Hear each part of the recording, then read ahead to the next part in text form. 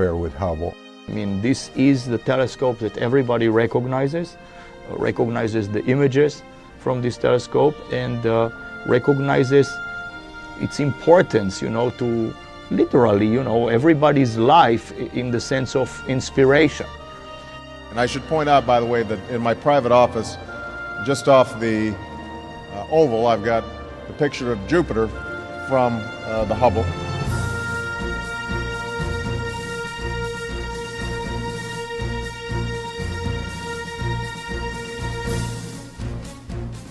"20 years after launching on a space shuttle and opening its instruments to the farthest reaches of space, NASA's Hubble Space Telescope has become synonymous with exploration, discovery, and even a bit of luck. One of the things that Hubble has done is it really taught us something about our place in the universe and our role within it. We want to know, how did the universe start? How did our galaxy start? How did the Earth start? How did life on Earth start? And we also want to know, how will all of these things end?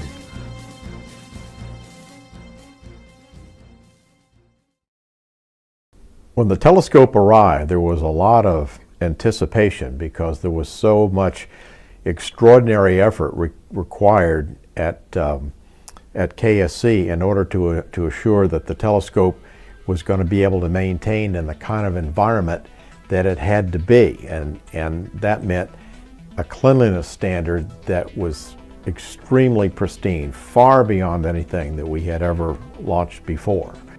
With years of design and construction behind it, the Hubble was sealed inside Discovery for liftoff.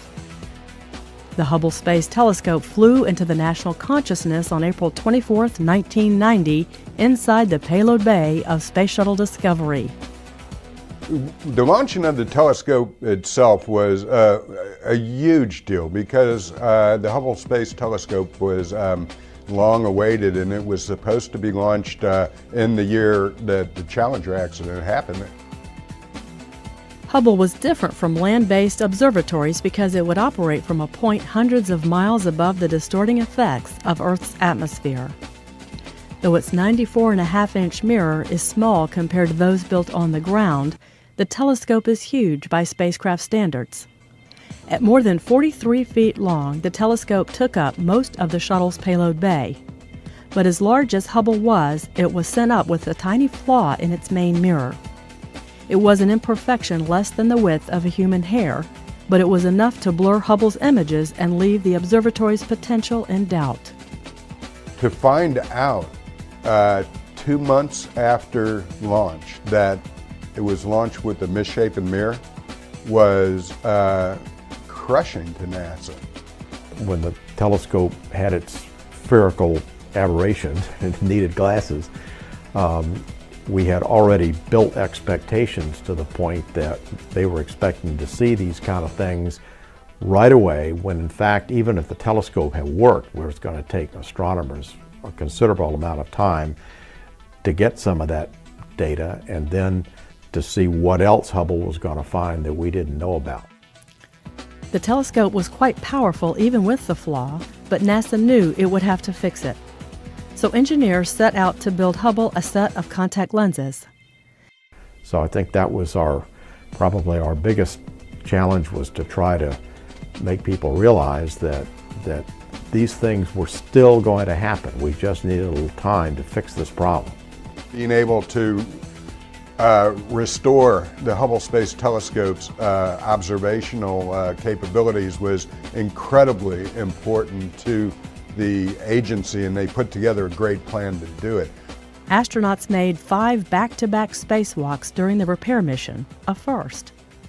They spent more than 35 hours working on the telescope in the payload bay. The Hubble repair had effects reaching beyond the telescope's health as well. This mission wasn't just about restoring the Hubble Space Telescope.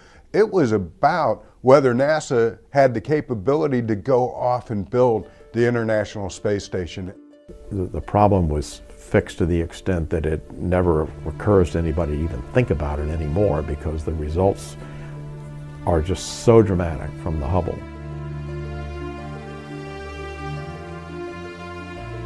The first images from the telescope proved the servicing achieved its goal. The Space Telescope was free to look into the farthest distances ever seen, nearly as far back as the beginning of the universe. Astronauts made 4 more servicing flights to the Hubble Space Telescope to upgrade its instruments and replace critical components. We did it in a way that we knew it was the last time we were ever going to visit the telescope, and we had to do everything to it that we wanted to do if we wanted it to last a lot longer. So that made it more complex.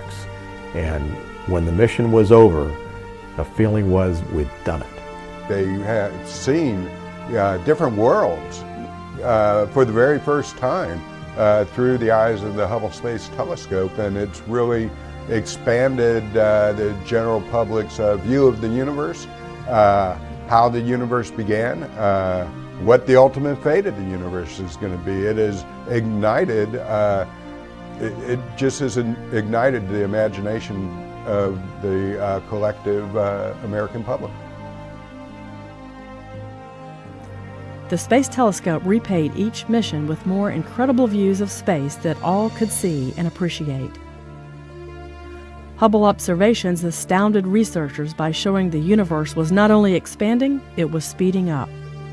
Imagine your amazement if, when I throw these keys up, you would suddenly see these keys accelerating towards the ceiling. This is what we discovered. This was extraordinarily surprising, and it led to this notion of dark energy that is pushing on the universe to accelerate. Once we began to get things back from Hubble, the scientists were beginning to see physical processes going on that they didn't really understand and hadn't been able to see before. 20 years after opening a new eye on the universe, Hubble continues to dazzle by reaching farther back in time and space. The light that we're just now receiving from some of these galaxies and different objects show younger and younger galaxies and stars, the light for which, when they left that galaxy, the Earth hadn't even been formed yet. That's how far back in time Hubble is seeing. We're talking about questions that a few tens of years ago we didn't even know to ask. The whole thing is a very storied program from the very first launch until the last servicing mission. There are more questions for astronomers to answer, and Hubble will remain in orbit to answer them for years to come.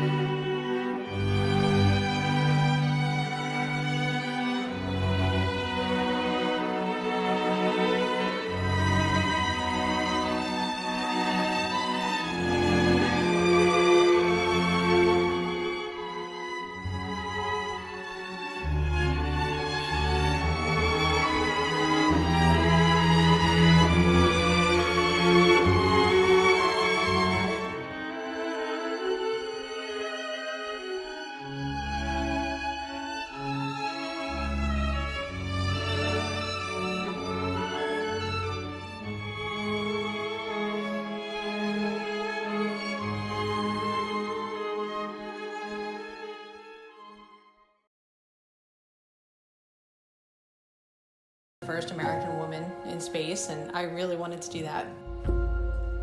But the second was the Voyager flybys. And while I don't really have memories of the Jupiter flyby, I distinctly remember the Uranus flyby in 1986. And getting these images of these alien worlds, these funny moons, you know, all different colors, all sorts of things going on there that we didn't understand. And really that cemented for me, I wanted to study space science. There was no other question, that's what I was going to do.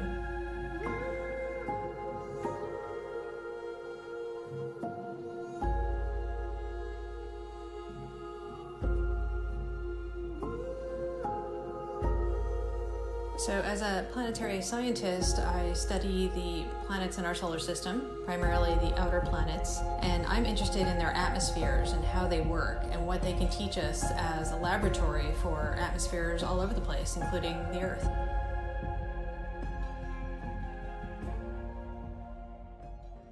My background is a little interesting. I actually originally wanted to study Mars geology. But when I started my graduate school career, I had an opportunity to work on Jupiter data, particularly with Hubble, calibrating some of the early images before Hubble had its corrective optics, right before the Shoemaker-Levy 9 comet impacts into Jupiter.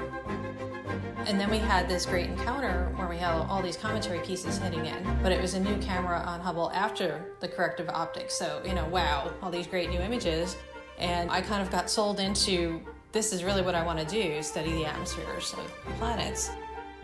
Hubble Space Telescope's been looking at Jupiter for the past 25 years, and this particular image taken just a few days ago, we can see the dynamic cloud bands, all the swirling clouds and colors on Jupiter, of course, and the Great Red Spot. But we also see wave features and smaller storms in the atmosphere, so we're learning a lot about Jupiter's weather, basically, by doing these Hubble observations.